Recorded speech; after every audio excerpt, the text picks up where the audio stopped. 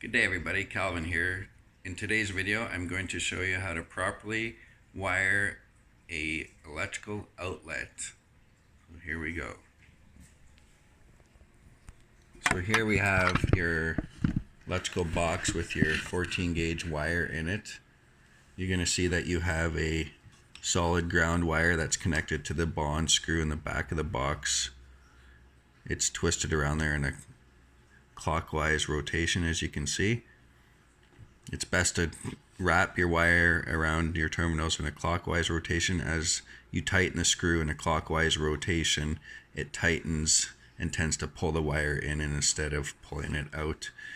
So then you also have a white wire and a black wire. Pretty simple. And here's your plug that you're going to be connecting, your electrical outlet. Now you can notice on one side you're going to have a green screw. That is for your bond or your solid copper wire. This one here. You also notice on this side you have two silver screws. That's going to receive your neutral wire. And then on the other side you have these brass screws. That's going to receive your black wire.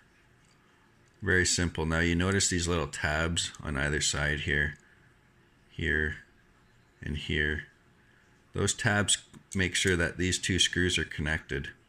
As you can see here, this little tab here connects these two screws. So if you do actually want to split your plug, I'll show you in another video that will be linked in the description on how to actually split a receptacle electrical outlet to give you two circuits. So this would be a full 15 amp circuit, and this would be a full 15 amp circuit. So we'll go ahead and terminate this electrical outlet. We go ahead and strip your neutral wire with your wire strippers to about 1/2 inch.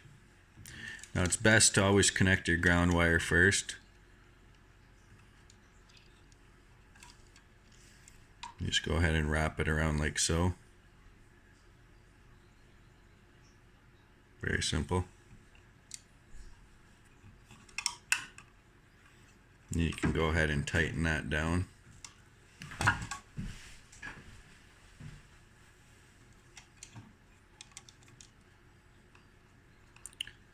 With a number 6 Robertson screwdriver.